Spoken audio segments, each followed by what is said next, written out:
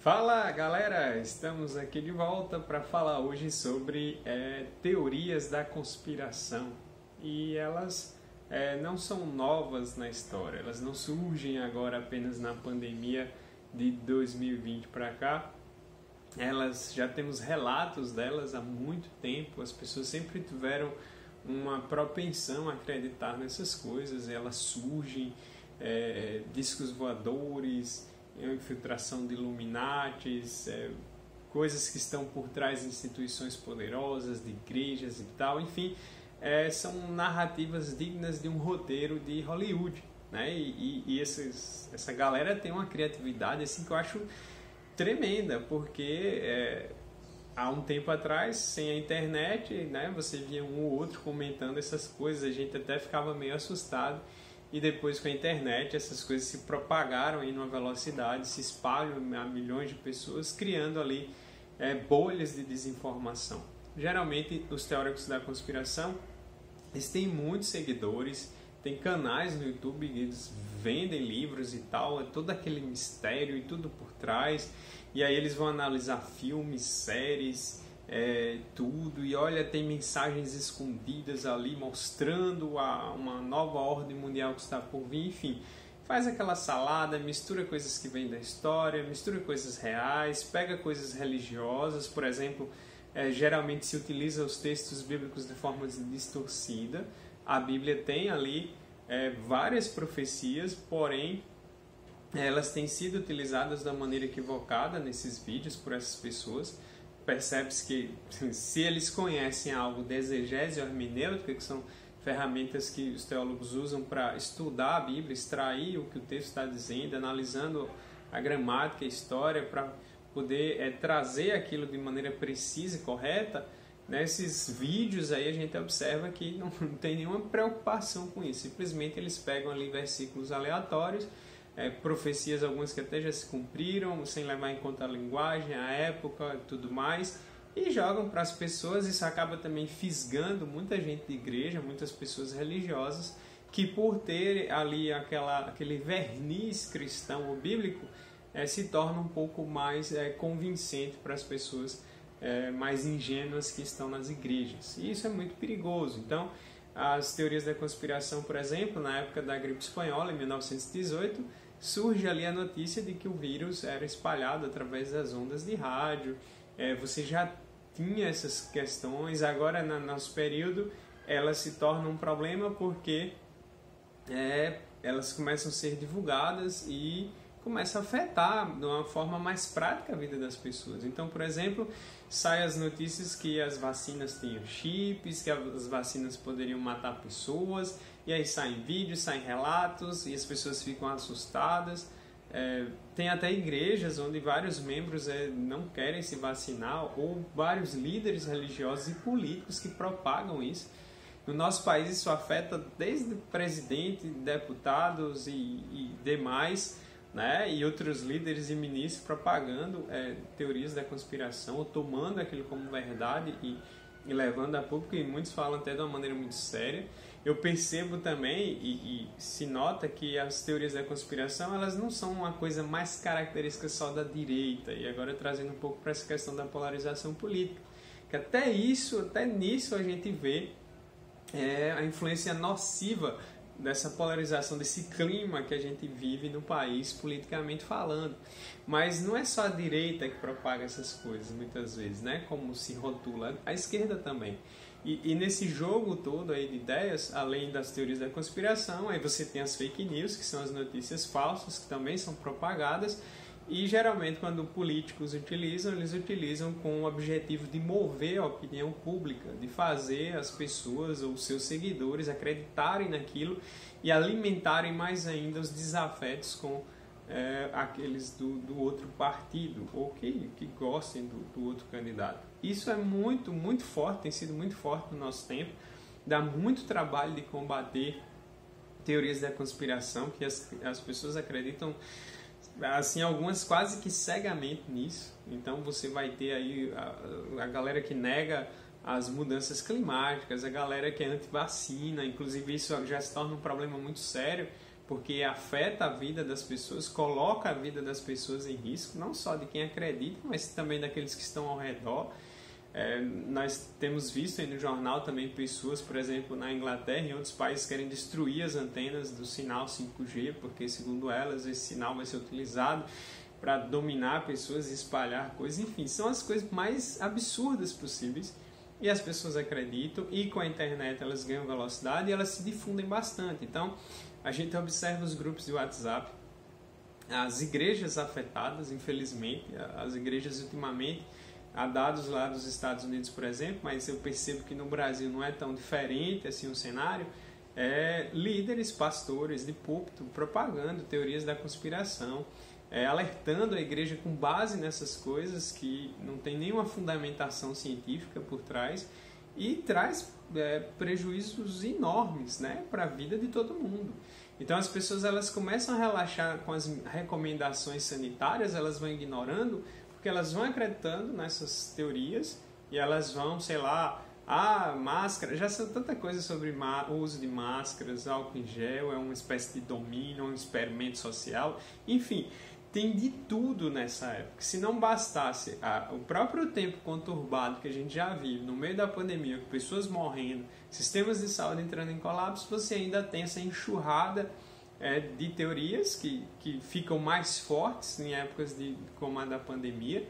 Elas dominam bastante. Geralmente, quando as pessoas elas estão em situações que dá medo, que perdem o controle, que mexem com todo mundo, elas acabam se apegando mais com essas teorias da conspiração. E são dados estudados aí por pessoas na área. Tem estudos na área da psicologia, tem muitos artigos publicados, tem notícias aí, enfim. É um desafio para a educação, é um desafio para a mídia de manter ali a credibilidade, e é um desafio também para líderes e pastores, né? Porque nós precisamos tomar muito cuidado com aquilo que nós propagamos e daquilo que nós pegamos na internet. Então, cuidado com essas notícias de WhatsApp. Ultimamente, em algumas empresas, eu percebo o WhatsApp, quando tem alguma notícia, eles já colocam um mecanismozinho para você pesquisar se aquilo é verdadeiro. Tem havido aí toda uma discussão sobre isso. É um desafio muito grande, porque a educação ela influencia bastante. Em alguns países, como em Londres, que já fizeram pesquisas um pouco mais focadas nisso, se percebe, por exemplo, que o grau de escolaridade influencia na questão de acreditar nas fake news, ou melhor, nas teorias da conspiração. Às vezes eu acabo falando fake news, teoria da conspiração, porque elas estão basicamente de mãos dadas. Então, geralmente é aquela pessoa que ela vai para a internet e diz: olha, eu fiz minha pesquisa e eu descobri que por trás do governo tem isso, por trás disso tem isso, e enfim. O problema é que essas pesquisas geralmente são feitas com base em vídeos do YouTube, com base em mensagens de Twitter. Elas não têm ali uma fundamentação. E aí a gente fica se perguntando: e agora, como é que combate isso? Porque espalha assim, como pólvora.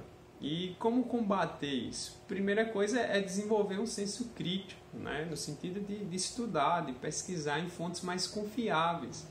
E geralmente a pessoa que acredita em teorias da conspiração, ela duvida de tudo que vem de órgãos oficiais, né? Dados do governo, dados de universidades. A questão é que quando se trata de estudo, por exemplo, na universidade e de acadêmicos, você tem ali a comunidade científica que estuda aquele assunto e eles se juntam, né? Você vai ter congresso, você tem a revisão por pares, justamente porque os cientistas podem falhar. Quando eu falo isso, eu não estou dizendo para você assim que todo cientista só fala a verdade, está tudo certo, não há nenhum interesse ali por trás. Sempre há interesses dos mais diversos possíveis na vida das pessoas. Mas existem mecanismos da própria ciência, o método científico, toda essa comunidade que se organiza. Um cientista, quando ele fala uma coisa, você tem vários outros cientistas ali também para analisar aquilo que ele está falando, a pesquisa que foi feita, se ela está correta, aquilo é repetido, aquilo é revisto. Então há todo um mecanismo para que aquelas informações e aquela teoria ela venha de fontes confiáveis. Há uma pesquisa, todo um cuidado. Por isso que são fontes mais confiáveis. Não quer dizer que elas não errem, mas elas são muito mais seguras do que você pegar lá o vídeo que a sua tia, a sua vizinha mandou, falou, ouviu, alguém espalhou na internet, muitas vezes causa pânico. Isso cria, por exemplo, discursos de ódio contra grupos, começam a espalhar teorias acerca de alguns grupos, isso e aquilo, as pessoas criam raiva. Isso acaba colocando a saúde pública em perigo, como a gente está vendo agora, é um risco, né? As pessoas não acreditam mais nas ferramentas e se torna um problema, por isso que a gente precisa tomar muito cuidado. Então, você tem que usar esse ceticismo, às vezes, que você tem com relação que vem de um cientista, ou que vem de um órgão oficial, também com os teóricos da conspiração. Você precisa analisar se aquilo tem fundamento, você precisa analisar as fontes daquilo, você precisa ver se aquilo não tem contradições, embora as pessoas que têm uma propensão de acreditar em teorias da conspiração, mesmo com as contradições, elas acreditam. E elas vivem daquilo, elas gostam desses vídeos, esse tom misterioso que a coisa traz.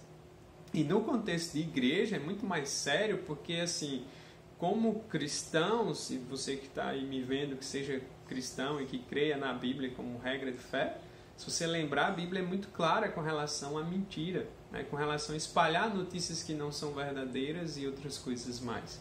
E é muito sério. Colossenses 3,9, por exemplo, o apóstolo Paulo, ele lembra lá, né? Não mintais uns aos outros, né? Porque vocês já se despiram do velho homem.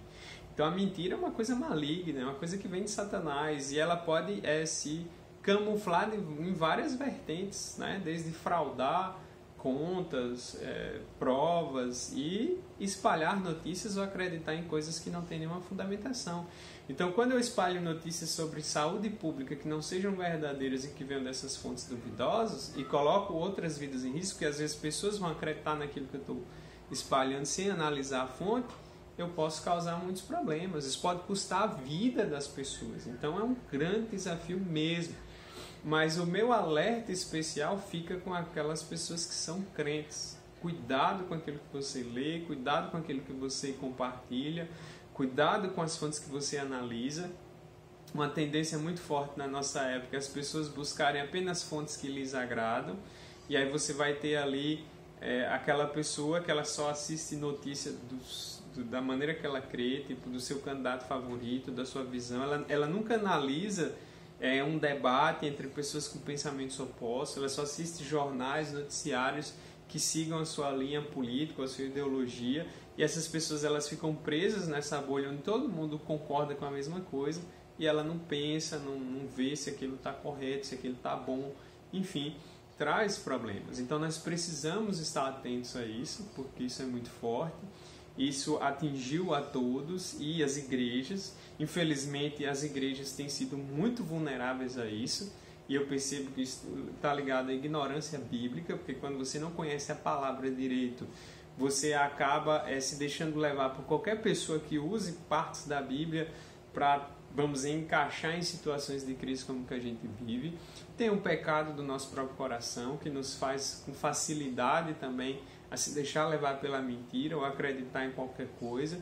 E tem o problema da educação, né? Porque quando a gente não tem critérios, quando a gente não lê, quando a gente não busca fontes mais seguras, a gente acaba facilmente se deixando levar por qualquer e qualquer ideia que soe mais convincente. Então seja mais esperto, fique ligado naquilo que acontece, pesquise, né? Vá em fontes confiáveis, em órgãos de imprensa que já são conhecidos, oficiais, embora eles possam ter seus interesses e tal, mas mesmo assim veja ali vários jornais, procure telejornais que propiciem mais o debate entre ideias opostas, que traga ali estudiosos de um lado, do outro, para debater determinados assuntos.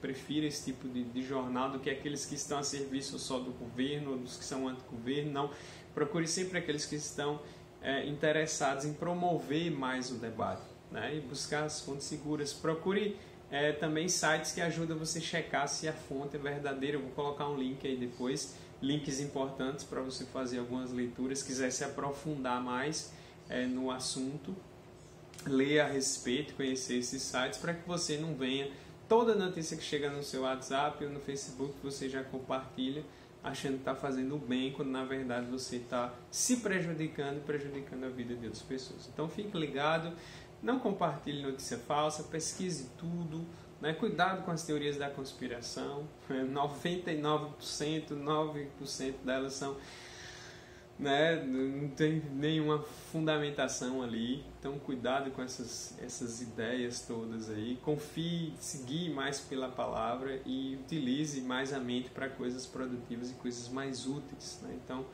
é um alerta que fica tanto para quem é líder, para quem é pastor, para quem é uma pessoa comum. Todos nós precisamos nos conscientizar e nos unir contra essas as coisas falsas que se divulgam e acabam prejudicando a vida de todo mundo, atrapalhando o andamento e pecando contra Deus em última instância. Então, que Deus nos ajude a ficarmos mais espertos diante da situação que nós vivemos e mais ligados e críticos com relação àquilo que assistimos e ouvimos. Valeu aí, até a próxima, se Deus quiser.